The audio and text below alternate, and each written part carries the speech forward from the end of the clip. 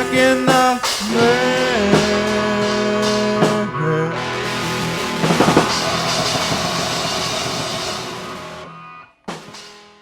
Welcome to a special spooky edition of the Stuck in the Mail podcast.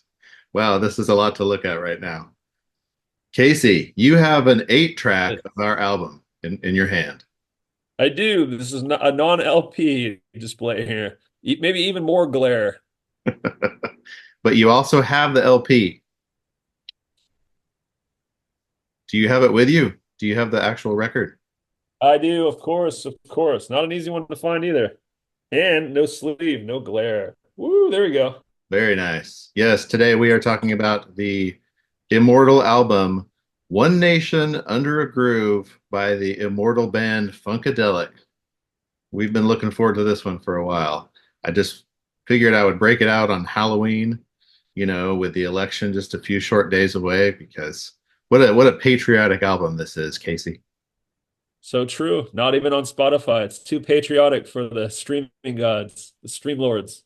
Yeah, it's too something for the world. That's why you can't listen to it on streaming, I guess. I don't know the story behind that. Maybe somebody does as to why some other albums, other Funkadelic albums are, this one isn't. I definitely know that there are lots of rights issues when you have, I don't know, 50 or 60 people in your band. It gets complicated. But yes, you're wearing this shirt. I got a shirt Halloween costume this year. I'm 45. So in case for you kids out there, Parliament and Funkadelic are the same thing, and they're also not the same thing. So true. Should we start by defining this? Because it's challenging, but I think I can do it. Go for it. So there actually was a period where Parliament and Funkadelic actually had the exact same lineup, the early 70s. And why didn't they just call themselves one thing? Well, it's because George Clinton's first group was a doo-wop group in the early 60s and even the late 50s called the Parliaments. And so they actually had a big hit, I Want to Testify, and the record label Revilet, which is a well-known Detroit Northern Soul label, actually had the name tied up legally. So he had to come up with something new. So that's when he came up with Funkadelic. And then it wasn't till essentially much later, besides their first album, that Parliament came back. But for that early 70s period, it was literally the same. Yep. So P-Funk means Parliament and Funkadelic. It's one thing. So Yes, and where I first encountered Parliament Funkadelic was the P-Funk All-Stars, which is when, as longtime viewers of the pod will know, Casey and I grew up in the 90s. We came of age musically in the early 90s. And so at that time, do you remember, Casey, that George Clinton and the P-Funk All-Stars were part of one of the first Lollapaloozas? okay, yeah, like probably like the second, right? Yeah, I think it was like 94, if I'm not Yeah. mistaken. When I just first like heard about Lollapalooza, so that makes perfectly good sense. And I was very confused at first. I was like, what is this? Who are these people? Why are there 50 people on stage? I like it. I don't understand it. Why are they Parliament and Funkadelic? The answer is all of the above. Basically, in short, yes. So Um, this album here was released in 1978, September, 1 month after I was born, which is pretty cool. Um, nice.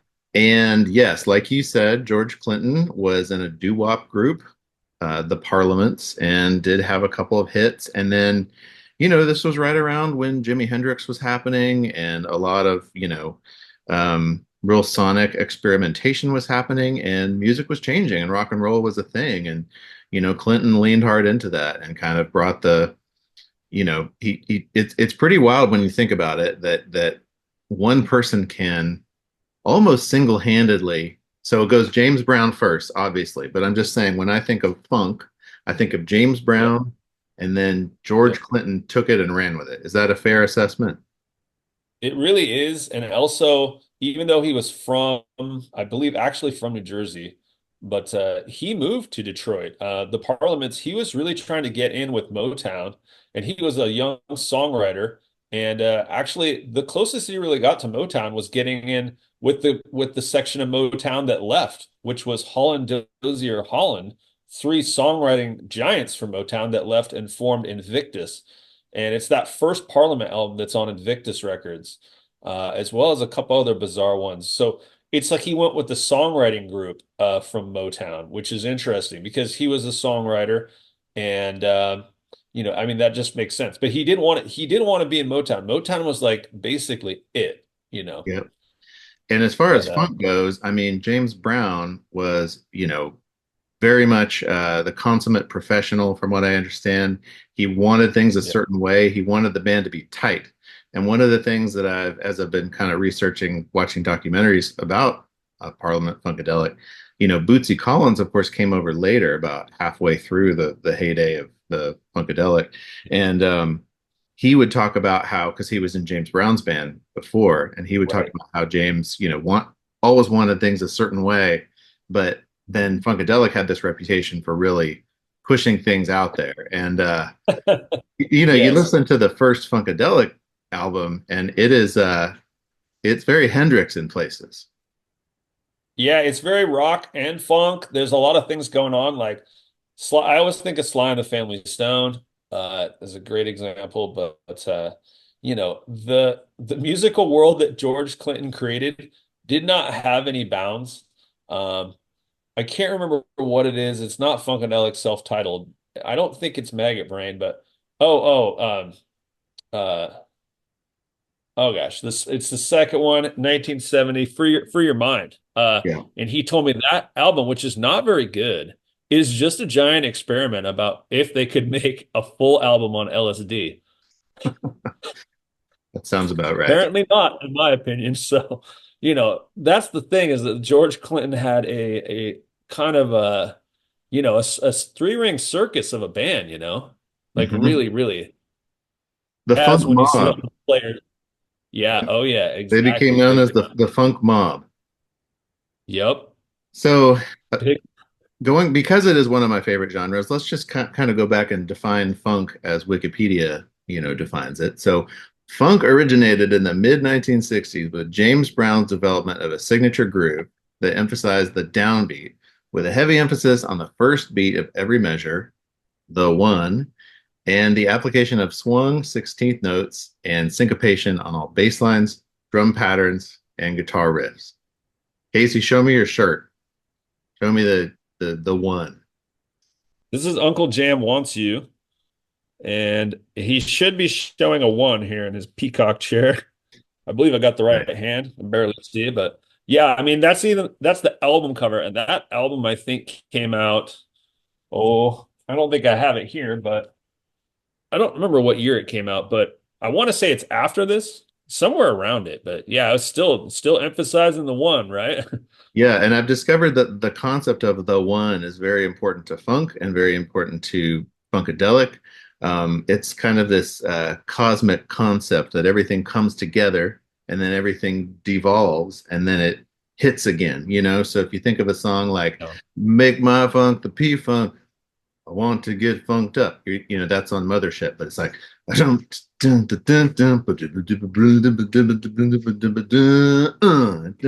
so it all comes back to the and I never realized that before until I started thinking about it. I was like, yeah, that's the note where all these disparate elements return and they form one entity, and it's a gravitational pull, and I think that's the power of funk music. I never thought about it that way, but that is what I love about it. Is it not unlike maybe the upstrum on for ska or maybe old reggae, rocksteady reggae or anything like that? Isn't it not similar? Like it's the emphasis on the note that's not there, right? Like Well, it's almost the exact opposite, because yeah, you're opposite. right. Yeah. With reggae and with ska, it's the that you often hear the kick on the two and the four, so it's almost Yeah. disorienting in that way. Okay. Where Okay. Yeah, that sounds right. with funk, you're waiting for it to cycle back around. And I mean, I think about what's the other one on Mothership? The Give Up the Funk. So give up Yeah. the funk. Dun, dun, dun, dun, dun, dun. So it's all And so Yep. that this idea of the one is very integral to their identity. And talking about coming out of the James Brown version of funk, and then George Clinton and everybody, the mob, created this entirely new presentation, as George Clinton described it, and I quote, "Funky Liberace's and pimp space people." Definitely the case. When you see pictures of Funkadelic and the like, I guess the height for his like ridiculousness would be like disco era and stuff. And you see the like footage, it's just amazing. I always love how there's always a grown man in a baby suit with a giant diaper and a giant rattle. I'm like, man, that seems like a real fun character. You know what? I believe I could be wrong, but I believe that's Michael Hampton, the guitarist, who it's Okay. Hampton on this album, not Eddie Hazel, interestingly enough. Yeah. Yeah. Which, Eddie Hazel was kind of the guitar. Eddie Hazel was, we should go through some of this lineup. I don't know it all by heart, but Eddie Hazel's the guitar virtuoso, and he came in right after the Parliament. So he came in he made Funkadelic what it is, and everyone knows the Maggot Brain instrumental that's so amazing. Most yeah. people know that George instructed him to play like his mother just died. And, Maggot Brain, of course, the song is, a really crucial instrumental and a progression of like where Hendrix was taking rock. So, Mhm. but I might have just lost my train of thought with that. Oh, you were talking about But the band members. the lineup, yeah. So the other the other member that I would say is integral is Bernard Worrell, also known as Bernie Worrell, who is this amazing, amazing, amazing Hammond organ player, piano player, keyboards, and he just really I think he defines their sound more than anyone, even more than Bootsy would later, who was not an original lineup. Like Mike said, he was actually from James Brown's second major lineup of James Brown fired his whole band, and Bootsy was in the next come up of that. But yeah, there was the famous Flames too, early on, early James Brown. But yeah, I think George Clinton was one of those guys, anyone that wanted to be in his band who could play and play with Parliament or Funkadelic was allowed in. I don't think they really didn't make a lot of money probably back in the day with that many people in the band. You got to imagine, right? Yeah, I correct. I can't imagine that those profits went very far when you had to divide them 60 ways. Yeah, exactly. And But then of you're course, yeah, absolutely right. You're right about Benny Bernie Worrell. Worrell. And he, of course, went on to be part of Talking Heads on Stop Making Sense. Yeah, they recognize talent and Bernie and Worrell, serious talent, serious talent. Eddie Well, Hazel, serious talent. and talking about their presentation on stage, I mean, they were one of those bands during the 70s. I mean, elaborate. Like there was the spaceship that came down on stage, um, aliens Give and it a show. alien visitation. Kind of, this is a good Yep. continuation from our last episode, but this is a major theme with Funkadelic that Clinton, apparently an alien visited George Clinton and Bootsy Collins when they were together. So they were able to corroborate each other's story. So that's all very interesting. Uh, Very nice. One thing that I found fascinating is that in some of their early shows, like you mentioned, they were in Detroit, and they played some shows with the Stooges and Yeah. MC5. FC5, yeah. Well, Detroit rock bands and Funkadelic, they kind of I can never remember. I have it somewhere on my phone, but when Funkadelic came out, they came out as a rock and funk outfit. But when he got the rights back to that band, and that first album is all over the place. I love it. It's got gospel, country, everything. When they really came back to Parliament was actually the more experimental later. Like Mhm. that's just it. Funkadelic was meant to sell records, and Funkadelic was meant to be a funk and a rock outfit, you know. Yeah. Yep. But it's just it doesn't make sense on paper when you look at George Clinton's career. And there's more too. He had girl groups. There's the Parlettes, I think. There was a girl group, another one that I have, can't remember the name of, but this is a big thing. And there might even be some more interesting George Clinton related things coming up in the pipe here on the pod. And you know what? Speaking of the band and all of his assorted, friends, uh, I was watching today the induction of Parliament Funkadelic into the Rock and Roll Hall of Fame. Prince was the one who inducted him. And you know what was so striking about this video is I guess it wasn't televised because they took their time, but I mean, George Clinton let everybody on stage get up and talk in the mic and Yep. thank whoever they wanted to thank. And it was very generous. It could have just been they were all kind of around him while he talked, but no, he took 5, 6 minutes to just let everyone get up there, say their piece, thank their people before he went up to say anything. And I just thought that Wow. that was like, he's kind of the ringmaster of this circus. But he clearly Yeah. valued his individual, contributors. Yeah. I mean, I always, when I was first listening to Funkadelic or Parliament, it was always tough for me to figure out, even on the album covers or on the insides, which one was George Clinton, because he's so much of an enigma in his costuming and everything that he did. And even though he seemed like such a completely kind of like drug-addled kind of burnout when we were growing up, Yeah. I think he was just taking it easy, you know. I think that even though some of those labels are fair for George, um, I think that he was a real savant. I think that he was a real genius and a mastermind, and one that had no limitations placed on him by how he thought society would make him conform or not conform. Yep. And it's really apparent that he's when I see Parliament and Funkadelic records, I get excited. I don't care which one they are, you know. I recently got Chocolate City, which was the 1975 Parliament album. It's great. The first side's not so great, but it was a huge hit in Washington because there was a lot of African Americans there, and it really kind of blew up because it was singing about them and how it was their city, you know. Yep. And it's great. It's a great album. Well, and that's good. Talking about the album. So, like you said, Yeah. self-titled, Ooh, Funkadelic is. You said that's your favorite. this is my fave. Great Love album. this Okay. album. It's an unbelievable album and super underrated. Super underrated. And then, of course, you have Maggot Brain, which is the one that a lot of people turn to, which is This is great. the one everyone always looks for. Yeah. Crazy, crazy iconic cover. Hmm. No one ever pays attention to the back cover. Back cover is more a little Halloween appropriate here. Yeah. Um, So, here, and then let's do the gatefold. It's so good, right? Oh man, I feel bad opening this because it's so. Yeah, which one's George Clinton? You tell me. I'm gonna go with the guy with the hat.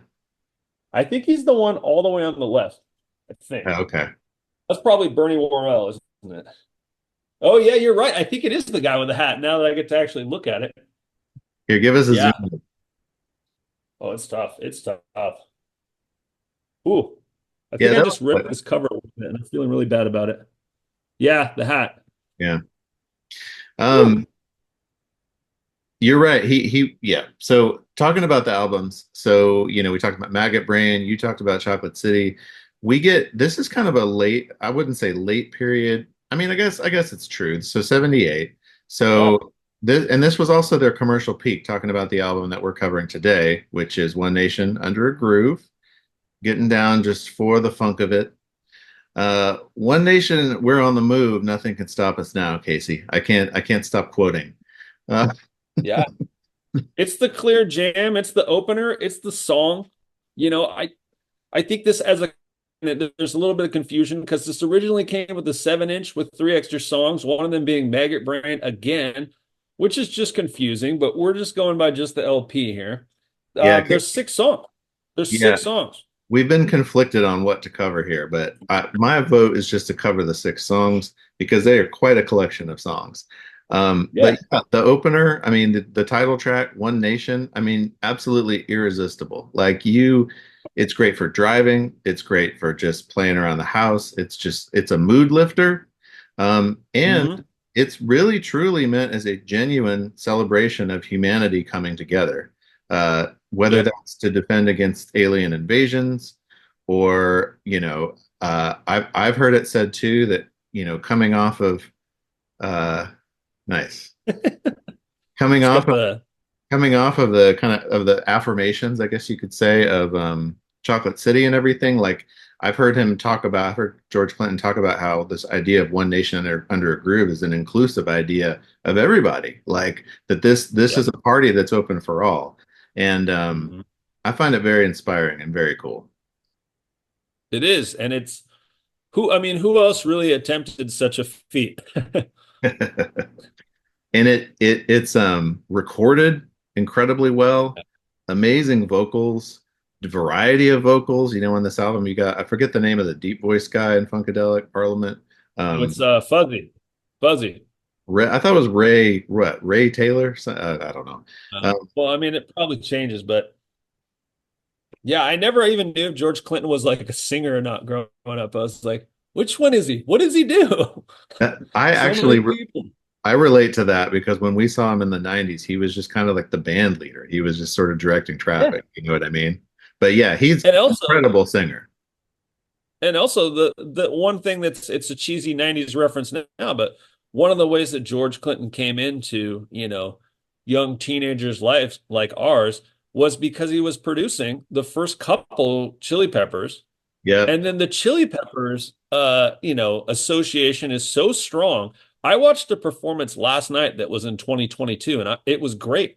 And George was out there giving it away, which is one of my least favorite songs. But there was something about the spirit of them doing that with him, and you could tell he was just acknowledging what kind of a derivative song it was, but it was their own thing. It's Red Hot Chili Peppers is in the P-Funk universe. They're Yep. just doing their own thing. That's the Flea Keatis, Will Ferrell thing. Well, this is what I really admire about Clinton Shanta. is he's a generous, like you would think that if you had basically invented a genre, you would think you'd be really protective of it. But that's what I mean. That's this Right. album. That's it's One Nation Under a Groove. Like we're invited to be part of it. Like if you're listening in 2024, you're invited to be part of this thing that happened 50 years ago or whatever it was. Yeah. And Oh yeah. he's been very generous with like we'll get into this later, but like, he was thrilled that like Snoop Dogg and Dr. Dre and all these like Outkast, later that bands that were clearly influenced by them and hip hop All, groups. all of West Coast rap, especially Dre and everything involved with Dre.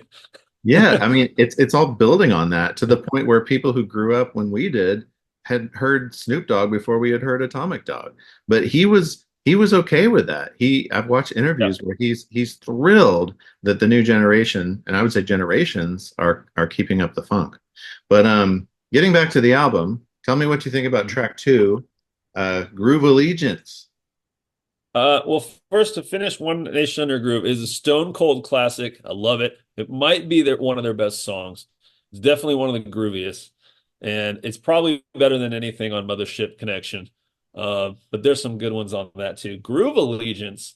Let's see. I have my notes on my phone, but I remember it's kind of a funky, slowed down one. And that's the one right before the big Red Hot Chili Peppers ripoff, right? Correct. And it's a pretty wild song. I mean, we're pledging groove allegiance to the funk, the united funk of Funkadelica. Right. Brilliant It's really vocal. falsetto. Yes, brilliant vocal harmonies on this one. That the song evolves and changes and becomes this really cool instrumental, just virtuoso playing all around. Yeah, no, for sure, for sure. And then I mean, the it's a track that go ahead. no, I mean, I don't got much on it, but I like it. I don't think it's like obviously it's not One Nation Under a Groove, but nothing on this album is obviously. Yeah, I mean it Um, starts out hot out of the gate. I'll give you that. it does. Um, It does. but yeah, you mentioned the next one, which is who says what is it? Funk band can't play rock? Yeah, I just can't wait for you to read the next title. Oh yeah. Just, I I'm gonna don't have to think it's let you even do the readable. honors. But It's supercalifragilistic. so talking about who says, I mean, this song is Yeah. what took me over the edge listening because I was like, oh, I like this a lot. And then I got to this song and I was like, what is happening? Listen to this guitar work. Listen to this just beat, this insistent beat that feels like it's gonna knock your door down. The bam, Yeah. bam, bam, bam, bam, bam, bam. And listen to the I got a bad disease. Listen Yeah, to the Chili Peppers taking this taking the rhythm of it or whatever. Rhythm, No, the it's the not just the song, rhythm. I think it's a it's the intentional song. homage. Yeah, I so think it is too, but you're talking about for sure. But the verse to this song is the same melody and everything as the verse of melody, yeah. Soul to Squeeze by Red Hot Chili Peppers, which Yeah. was a song in the 90s, which was massively successful. And it's kind of cool that that was a nod to this because I thought the same thing when I first heard it. I was like, "Oh, that's a Chili Peppers song." Hmm. Hmm. But yeah, this one I love Hampton's guitar on this. It's just it's a party is what it is.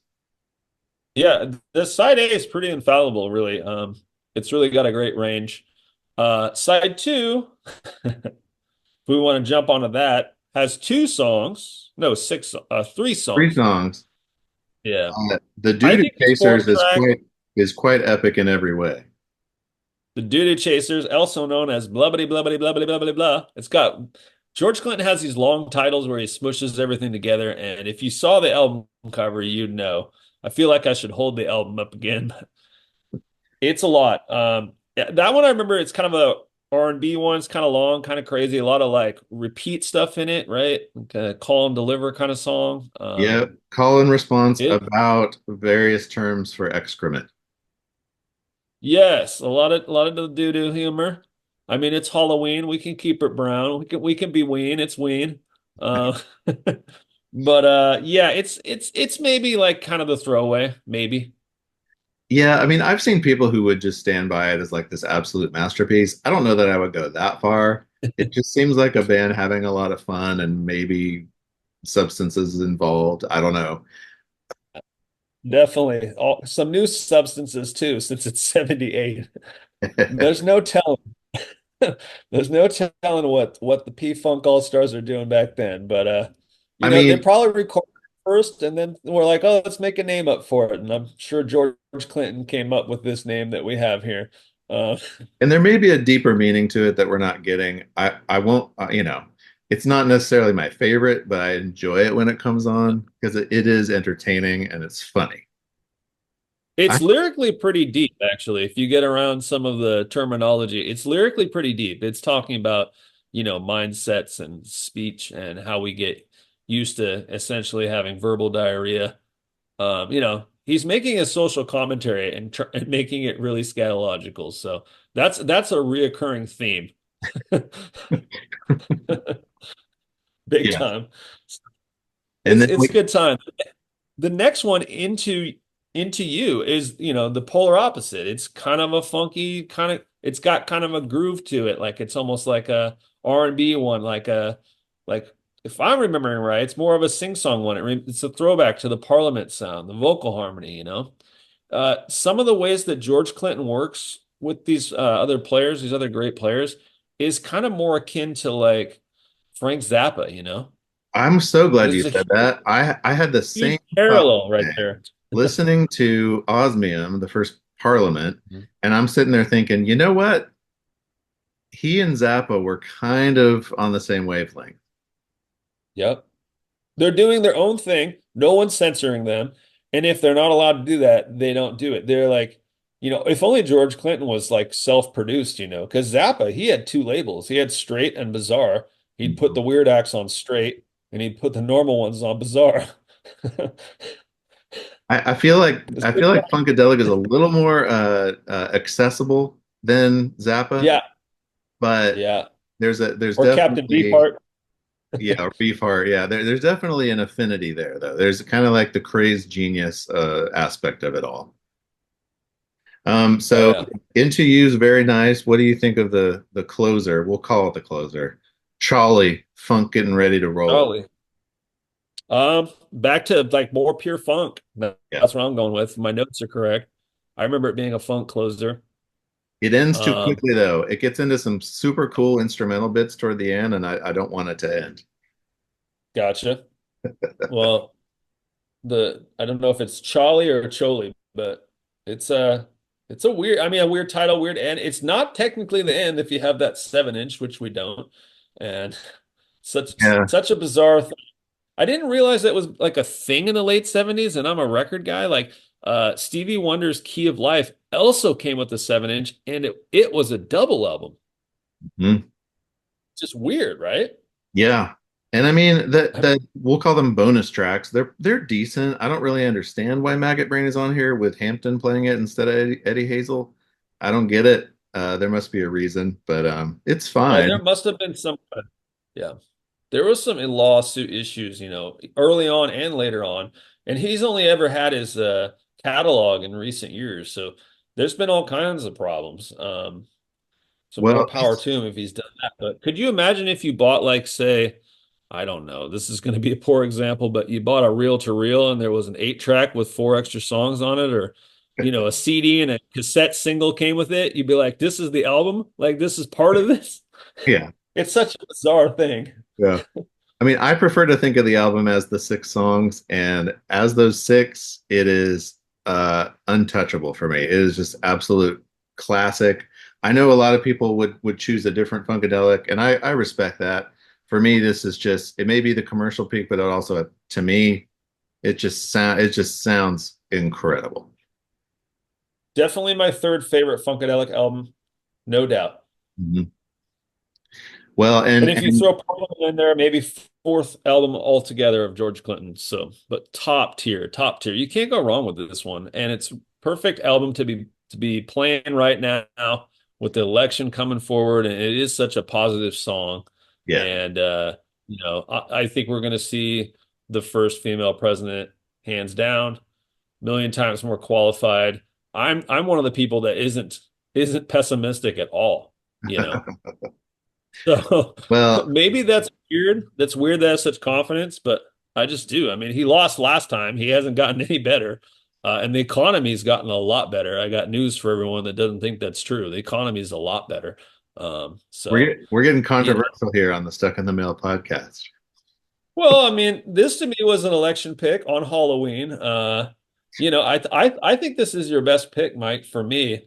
I wish I wasn't kind of so zonked this morning from going and looking at storage lockers, but I had a lot of notes and I think I got most of them out in my brain. But this album is a killer pick. It's a perfect pick for right now. It's still an intensely relevant album, Mhm. as well as most of George Clinton's work. Even though it was already regurgitated in the 90s by West Coast hip hop, Yeah, so gangster, it's so still relevant. It's still yep, relevant. we need this message. And talking about just kind of like where they went from this point, I mean, George Clinton had a huge hit in the early 80s with Atomic Yeah, Dog, which you might recognize. yeah, solo career. Yep. He had a good solo career. And in the 80s, you mentioned he worked with the Red Hot Chili Peppers on their albums prior to where they worked with Ruben. And they were heavily sampled with De La Yeah. Soul, for example. Um, Hmm. and then in the 90s, Dre, Snoop Dogg, we talked about at that point, P-Funk All-Star Heavy, heavy. showed up at Lollapalooza, where some young, impressionable kids like us first encountered the George Clinton universe. Um, his influence on bands like Outkast in the 2000s is Oh very yeah. clear. And if you have never gotten into Funkadelic, take it from me, who is relatively new at all this. It is a rewarding catalog to explore. Yeah. A lot of fun too. You can't take yourself too serious as a music person if you're listening to this. It's Similar to that, fun. It's fun yeah. to listen to, Casey. I just enjoy it. Oh, yeah, it's good music. I think it's that almost that twill kind of sound that it must be Bernie Worrell that really picked up in like Dr. Dre, like Let Me Ride, his Mothership Connection or Star Child or something. Yeah. And kind of shortchanged Bootsy because this is kind of the later period, and this is the Bootsy Collins period. But when Bootsy came in, there was no Eddie Hazel. There wasn't that crossover. But Bernie Worrell and George are two of the big ones that really give it, you know, the thing that is Parliament or Funkadelic, P-Funk together. And talking about Bootsy, I'm pretty sure he wrote or co-wrote the last two. So Into You and Charlie. Gotcha, His influence is gotcha. on And this album in a big way. he probably went solo soon after this too, I believe. And he was a big star. I remember Mike Judge did a series on country, and he did a series on funk, and I highly recommend you watch it. It's called Tales from the Tour Bus.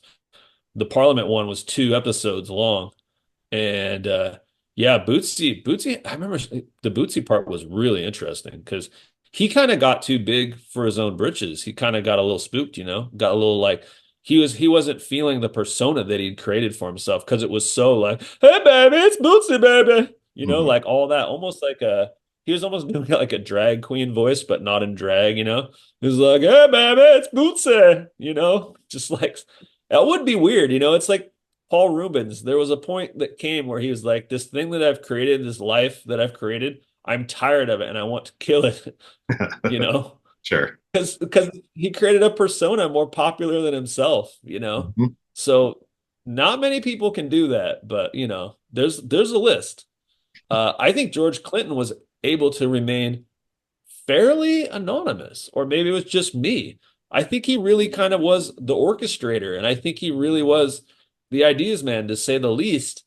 And he was writing the songs when it was Parliaments. I thought he was just like the fifth member, but no, he was the guy. He Yep. was a Barry Gordy, a songwriter. Barry wrote for Jackie Wilson, Mhm. you know. Well, one of the best bands, if not the best band of the 70s. And now, Casey, I hand it over to you for your next pick. Oh, well, this is interesting. Okay, so we're going on a tangent here, a very close tangent. Um, this is an exciting one. This is an Invictus Records. This is very, very, very Parliament adjacent. And this is an obscure artist, much like my last 2 episodes. I might be staying in this lane for a while. But anywho, if I told you that on the first Parliament album, there was a female writer who was writing songs for George, there was Ruth Copeland. And this is the Oh, yeah. album that was made, and it has Bernie Worrell, Eddie Hazel, one other guy, I think George Clinton overseeing. And so it's got, some really amazing uh Stones covers, believe it or not. Gimme Shelter, Play with Fire. Some really amazing uh originals. And yeah, she's an unheard of funk legend. We Cool. got the amazing vocal pipes of Ruth Copeland, legend of early Parliament era and funk. And yeah, I think you're really going to enjoy it. I don't know if it's available anywhere, but it's a little different from Judy Sill and Jim Sullivan, but it is not that different from what we just reviewed in some sense. So Well, it's this is cool definitely, because I've actually seen that album pop up. I guess it's because of algorithms because I've been watching all these Funkadelic, documentaries, but I keep seeing that album cover with Ruth Copeland. I'm like, what is that? So this is good timing. yeah, it's not, it's kind of the time. It's not the greatest album cover. It actually opens up and she's in full Native American garb, but it is an amazing album. And her voice, she's like a Grace Slick or a Janis Joplin or something. But imagine that with that music, but only more on the one. And Cool. Bernie, let's not forget Bernie. So I think you'll Excellent. enjoy this. Looking forward to it. Cool. All right. Happy Halloween, everyone. Get out and vote. Rock the vote. That's right.